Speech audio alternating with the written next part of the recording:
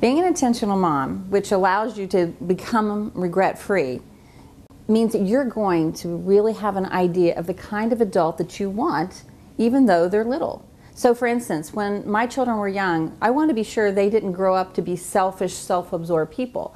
But in order for them to be healthy adults in that area, I needed to pay attention when they were little to be sure that everything in life wasn't always about them. So we made sure we took things, like Christmas goodies to the shut-ins and to the retirement home. We had the kids serve in soup kitchens and work with the homeless. And this was a part of our normal all throughout their lives. So now as adults, it's very normal for them to care for other people. That is a way that you can be intentional, which means pay attention now to where you're going with the children that you have. That laser sharp, purposeful mindset makes you an intentional mom. Well, I developed Intentional Moms because I really had seen this incredible number of women over the years. I've been working with moms for over 25 years, and I have met thousands of moms, and they have such a heart to be good moms. But we as a culture, and even in the body of Christ, have not done a great job of really encouraging them and supporting them and helping them with those real hard questions. And I, having worked with families as a therapist, had seen a lot of pain, and I thought, you know what, I want to spend the rest of my life doing prevention. Let's empower moms, let's educate moms, let's encourage moms and equip them with truth and with hope, so that way they can have the relationship with their children that they really long to have. So we created a nonprofit organization, and we create training opportunities, we have mentor programs, we have small groups, we have a Bible study, we do seminars and workshops, and a lot of materials that we can help moms just grow and really know that they're giving it everything they have. I'm really fortunate because the foundation of my motherhood began with my own mom, and she was really probably my first definition of an intentional mother, and so that was my normal.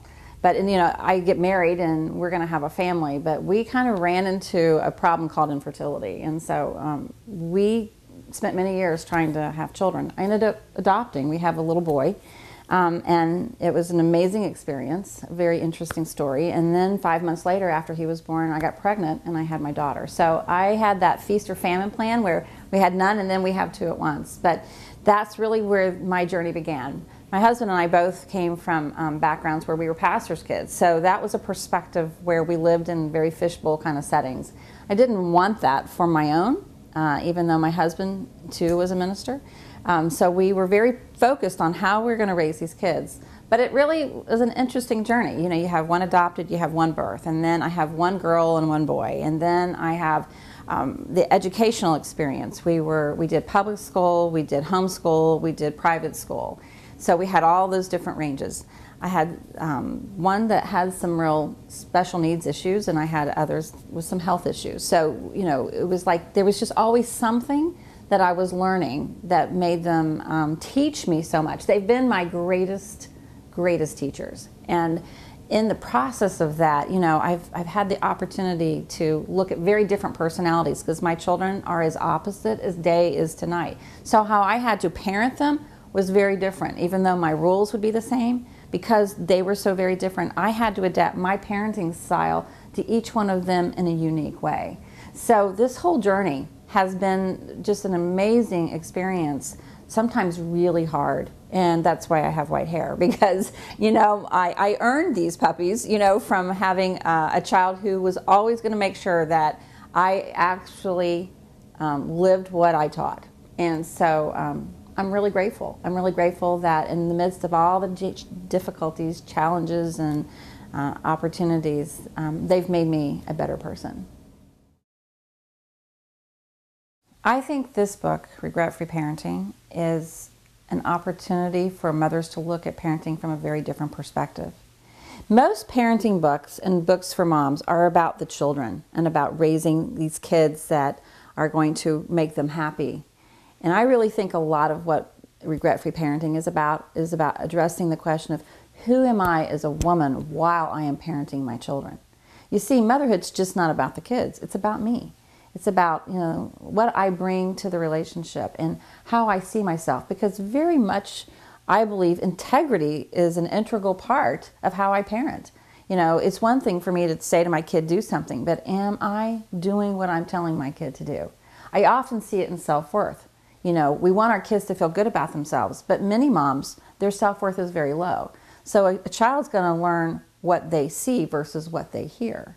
And so that's why I think, you know, we address this very head on. We want that mom to really understand this is about you. You can't control the choices your children will make as adults, but you can get regret-free based upon what you do as a mom in the context and course of your relationship with your children. And that's what sets you free. It's not about the outcome. It's about the journey and the process. And that's how we help moms. There's a word called limits, which seems to have completely gone out the window. And I don't understand why we just let them have complete freedom to do that. You know, our job as a parent is to provide guidance and direction and to protect them from themselves. And when we allow children to be able to completely rule and reign in this technological society because we think it's good for them, we're really missing the mark. I think we really need to pay attention and have limits all across the way. But why a 7-year-old needs a cell phone is beyond me, and yet that's what's happening. You know, we need to be able to say what's supposed to be happening developmentally to children. Being on a cell phone or playing a video game is not in their best interest because we're becoming a one-dimensional society. If we want children to have healthy relationships, we need to get them away from the screen and let them interact. You know, force them to have to deal with other people. As long as they can hide behind, you know, a video game or a computer screen, they're not learning what it means to be interactive emotionally. They're only being interactive intellectually. And that's why we're having increasing issues in the culture with people not knowing how to really problem solve, get along, and create relationships. So I believe that there should be limits all along the way.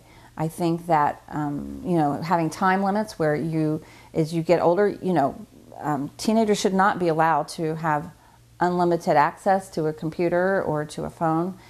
There should be rules, and they should be followed, and parents need to be willing to fight the battle because it's not their job as a parent to be liked. It's their job to do their job, and that means sometimes protecting these kids from themselves. So I don't believe that it's a great thing to be so advanced that all we've done is create technological capable people, but we have emotionally empty people. Emotional intelligence is a buzzword that's recently entered the picture, but the truth is it's an extremely important concept, and I really believe it's a missing ingredient in what parents are doing with today's children. Emotional intelligence is just about relationships. It's about teaching kids about delayed gratification. It's about teaching them how to problem solve. It's about teaching them how to really listen and how to get along with people. And you know, these are basic life skills, but it's amazing how many children don't ever have to really learn them because parents are really stepping in and protecting them. They don't ever let them have consequences. They don't let them learn pain. They don't let them wait for something. It's just such an instantaneous society. They're not learning what it means to have to be patient. So this chapter of the book and this whole concept is really about calling attention to it so we recognize it's not hurting our children if we say no. It's not hurting our children if we make them have to work through something. Let me give you an example. When my kids were little, they were 4 and 5, and they were arguing, and I said, I want you to go to the bench. We had a little bench in our foyer. And I said, I'm going to turn on the timer. You have 20 minutes to create a solution to where you both win this argument. Now I'm going to come back, and if you can't tell me how you both win, you're going to spend the rest of the day in your room by yourselves.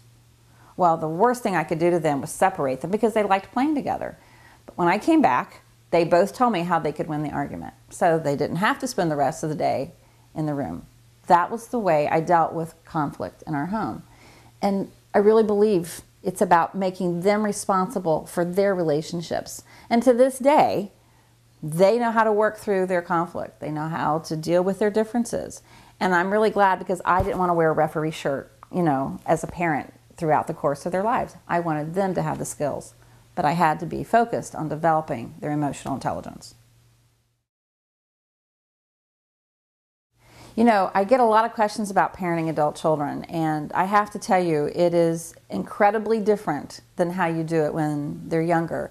And unfortunately, a lot of parents think, well, the minute I've launched them on their own at 18 or 20, that their job is done. And I'm going to tell you, they're completely wrong. Your job is just beginning in a very different way. And it may be the hardest season of parenting because you don't have any control, you don't have any power. What you do have is the influence that you built over the years that they were in your home, the first 18 years.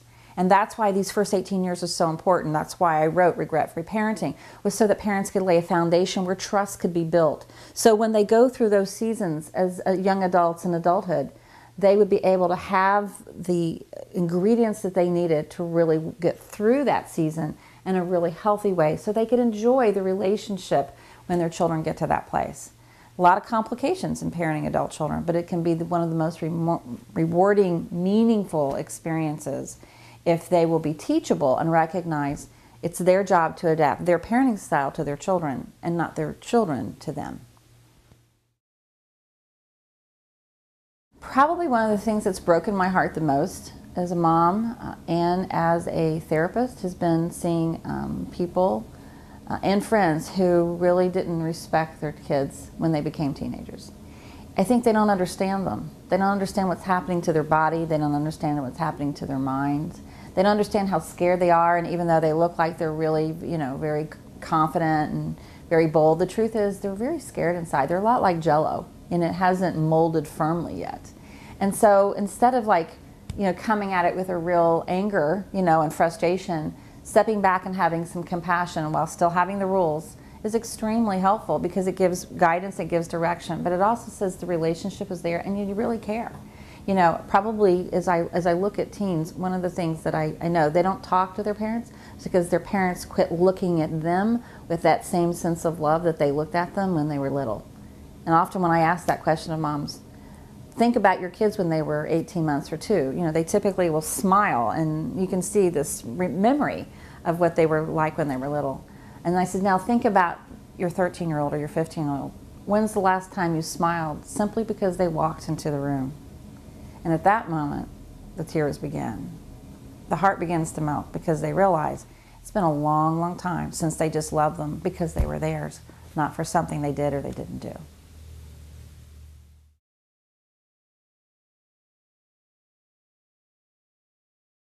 The first principle is really about the mom. It starts with her from the very beginning.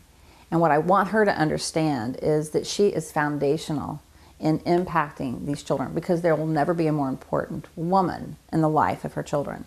So her self-worth needs to be strong. She needs to understand why her feeling good about herself positively impacts her kids. And it helps her grasp her role is the most important job she will ever have. Principle number 2 is really about being a student of your children. And this is really where the slippery slope begins because most moms really think they know all about their children. And I think that's really true in the early years, but I think as they grow, they kind of take some things for granted. And by the time they get to adolescence, they don't really know them at all. And this particular principle really teaches them why it's so important to continually be a student of their children. Principle number 3 is about really having a kingdom vision for your children. It's about not letting their mistakes and their moments where they're really dumb really interfering with their vision of what can be. Too often we panic when our kids do something that's really uncomfortable for us or they really make a U-turn in the direction we were headed. But don't let that determine who you think your child happens to be and what God has in mind for their future. So this chapter addresses why it's important to have that high level thinking and that vision of what God has put in their heart so that way you can keep holding on to that when the kid is doing something they should be doing. Principle number 4 in the book is about emotional intelligence. It's about helping moms know how to teach their children how to get along well with others, the importance of delayed gratification, the importance of conflict resolution. These are incredible, important life skills, and yet what happens, they seem to be disappearing from our culture. In our parenting, we put it on everyone else instead of letting it be a part of our home life. So this chapter really, really addresses the importance of helping moms pay attention to these issues because it is the foundation on really developing very healthy people. Principle number 5 is about the difference between being a controlling mom and an intentional mom. And there is a huge difference because one is very fear-based and the other one is about being faith-based. One will lead you down a path that creates rebellion, where the other one will take you down a path of trust. Probably the most important chapter when it comes to understanding why kids make the choices that we don't often like is this chapter. Principle number 6 is the important part of understanding your role and recognizing it's not your job to make them happy, it's your job to have them respect you. Because respect is going to take you into young adulthood, whereas liking you is going to last about 5 minutes. So too often as parents, we're more concerned about their happiness instead of about their healthiness. And this chapter helps you have that vision of what it means to really have a respectful, healthy relationship with your kids. Principle number 7, for me personally, is probably the most important chapter, because this is the chapter that's really about recognizing I never could have done this by myself. For me personally, it's about my faith. For me personally, it's recognizing that God knew I didn't have my act together, and He gave me 2 children that I would not be able to figure out on my own. So by having a relationship with Him, it's been a wonderful thing, because He's been the wisdom that I've needed in the moments that I've needed it, and God knows I've needed a lot of it. So I think this chapter really helps moms to understand, how do you learn to hear God's voice speak to you about your kids? How do you include God in your parenting equation? And it's not about being religious. It's really about having a very honest relationship with God, being very real with Him over the challenges and over the joys and over the heartbreaks that sometimes you face as a mom, and knowing that He loves your kids more than you do.